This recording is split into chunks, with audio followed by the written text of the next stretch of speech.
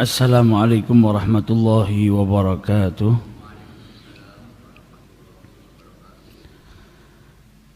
Alhamdulillah.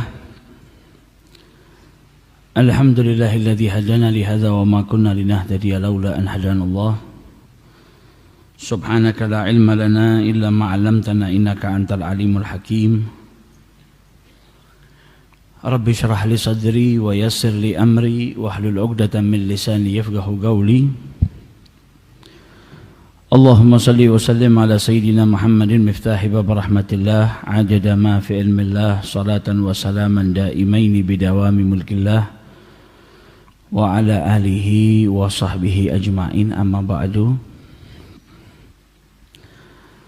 Alhamdulillah, pagi hari ini kita kembali diberjumpakan oleh Allah Subhanahu wa taala yang insya Allah senantiasa diberkahi, dirahmati dan mendapatkan keridhaan Allah Subhanahu wa taala. Amin ya rabbal alamin. Melanjutkan kajian kita hadis.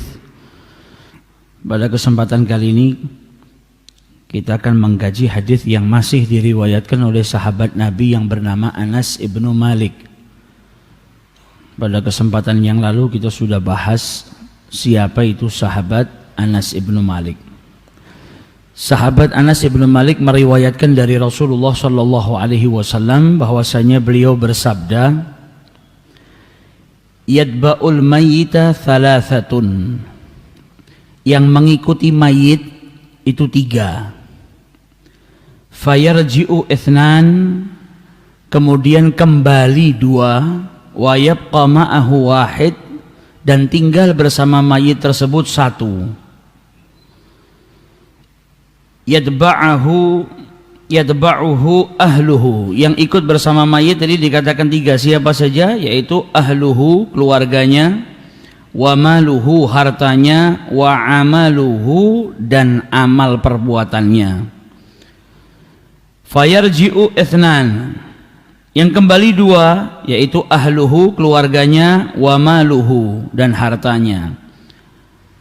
Wa yabqa ma'ahu wahidun, dan dikatakan sama Nabi yang tinggal bersama dengan mayit hanya 1, yaitu amaluhu, amal perbuatannya. Muttafaqun alaih. Di sini Nabi SAW menjelaskan kepada kita tentang seseorang yang nanti kalau meninggal dunia dia akan diikutin oleh 3. Kemudian dari 3 itu yang 2 kembali, yang 1 tinggal bersama dengan dirinya. Dalam hadis ini kita juga diingatkan oleh Rasulullah SAW tentang kematian. Setiap manusia pasti akan meninggal dunia. Sesuatu yang ditunggu dan pasti datang itu kematian. Kalau kita nunggu yang lainnya terkadang ada yang nggak datang. Tapi kematian adalah penantian yang pasti akan datang. Setiap jiwa yang hidup di muka bumi ini pasti akan mengalami apa yang namanya kematian. Maka jangan sampai kita wafat dalam keadaan belum siap, atau jangan sampai kita wafat dalam keadaan yang tidak diridhai oleh Allah Subhanahu wa taala. Dan Nabi SAW bersabda dalam hadisnya, "Aktsiru dzikra hadzimil ladzat." Perbanyaklah mengingat hadzimil ladzat, yang menghancurkan kelezatan atau menghilangkan kelezatan, maksudnya kematian, yakni al-maut. Kita diperintahkan untuk memperbanyak ingat mati supaya apa? Punya persiapan. Karena manusia itu yang tidak ingat mati, akhirnya yang dicari apa? Kenikmatan dunia. Akhirnya nggak punya persiapan untuk kehidupan yang lebih kekal, yang lebih abadi.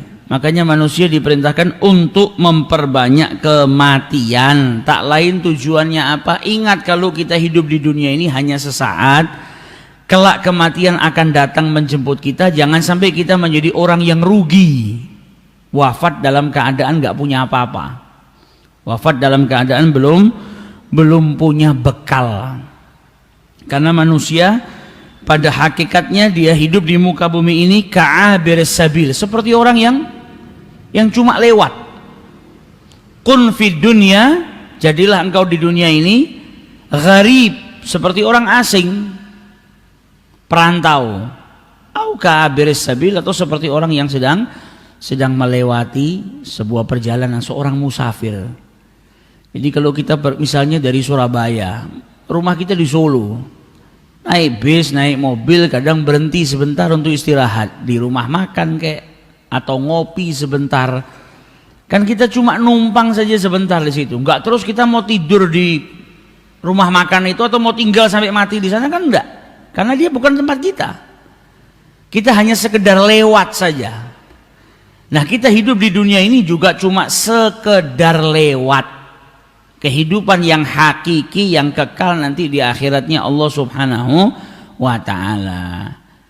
Maka dari itu kita diperintahkan untuk banyak-banyak mengingat kematian. Kita itu sebagai manusia, kalau mau pergi keluar kota, punya persiapan kan? Dan persiapannya beda-beda. Misal dari Solo mau pergi ke Jakarta, berapa hari? 2 hari, siapkan pakaian untuk 2 hari. Kadang ada orang yang sampai bawa peralatan mandinya, terus nyiapkan uangnya buat 2 hari di sana. Kalau perginya sebulan ya nyiapkan buat sebulan. Kita mau pergi keluar kota saja punya persiapan yang rapi. Tapi untuk kematian kadang kita sama sekali nggak punya persiapan. Padahal ada kehidupan yang kekal abadi, bukan sehari 2 hari, bukan seminggu 2 minggu, tapi kehidupan yang abadi. Maka dari itu jangan sampai kita menjadi orang yang tidak punya persiapan. Nah, salah satu manfaatnya mengingat kematian adalah supaya punya persiapan. Sebagaimana diriwayatkan dulu Imam Hasan al-Basri ketika hadir di pemakaman, makamkan orang yang meninggal. Karena kita itu dianjurkan kalau ada orang yang meninggal kita kenal gitu, dia orang muslim, kita antarkan ke pemakaman, dapat pahala. Yang kedua, ngingatkan kita akan kematian. Hari ini fulan dibopong, dimakamkan, besok bisa jadi saya. Atau terkadang tidak nunggu besok, bisa jadi hari itu dia diwafatkan sama Allah Ta'ala. Nah, Imam Hasan al-Basri ketika selesai memakamkan orang yang meninggal dunia itu, maka beliau berkata kepada orang-orang yang ada di sekelilingnya, kira-kira kalau orang yang mati ini dihidupkan lagi sama Allah Subhanahu wa Ta'ala, kira-kira apa yang diperbuat sama orang tersebut? Setelah mati ini dia ngicipin kematian, dihidupkan lagi, kira-kira orang ini akan berbuat apa? Yang di sekelilingnya menjawab, pasti akan beramal soleh, tambah taat sama Allah, nambah ketakwaannya, nambah imannya. Karena ketika sudah pindah dari alam dunia, dia akan tahu ternyata dunia ini tempat ladang amal. Jangan sampai kita sia-siakan waktu yang diberikan oleh Allah selama kita hidup itu untuk kita sia-siakan, jangan sampai. Yang ada kita harus memperbanyak beramal soleh, nyari ridhonya Allah Ta'ala. Maka orang yang sini berkata ini pasti akan jadi orang yang banyak beramal, tambah takwa, tambah iman. Apa kata Imam Hasan al-Basri? Orang ini telah kehilangan kesempatannya untuk itu semua. Dia sudah mati, nggak bisa lagi. Kesempatannya sudah selesai. Dan kita yang di sini masih punya kesempatan seperti itu. Jadi hebatnya orang-orang yang hatinya hidup itu kalau ngelihat apapun dijadikan pelajaran buat dirinya. Ini orang-orang yang hatinya hidup. Kalau kita makamkan orang meninggal kan cuma makamkan, kesian ya fulan meninggal dunia, kesian anak-anaknya, cuma kesian-kesian aja. Tapi jangan ngambil ibrah. Tapi kalau orang-orang soleh yang hatinya hidup, memakamkan ngambil pelajaran penting. Ini orang kalau dihidupkan dia akan beramal soleh, akan gunakan waktunya dengan semaksimal mungkin, gak akan buang-buang waktu. Tapi dia sudah kehilangan kesempatan. Nah, kita yang masih diberi kehidupan sama Allah, masih diberi kesempatan oleh Allah Subhanahu wa Ta'ala untuk beramal soleh.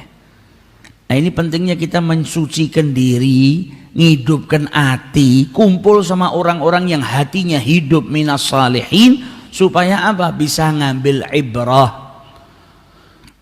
Orang-orang yang hatinya hidup itu luar biasa. Ada orang soleh yang ketika mau pergi ke masjid, lewat rumah ada anak kecil yang nangis. Dimarahin sama ibunya, berbuat salah dikeluarkan sama ibunya dari rumah. Biasa mungkin kita juga kadang gitu sama anak kita, atau kita dulu pernah digituin sama orang tua karena nakalnya, keluar ayo keluar, gak boleh masuk rumah, tutup pintunya. Dia ngelihat anak kecil itu nangis, ngetok-ngetok pintunya sama ibunya nggak dibuka. Pulang pulang dari masjid lewat tempat yang sama, ngelihat anak tadi sudah kelelahan, sendenan di pintu, sender di pintu, dia kelelahan, menangis, ketuk-ketuk pintu nggak dibuka sama ibunya.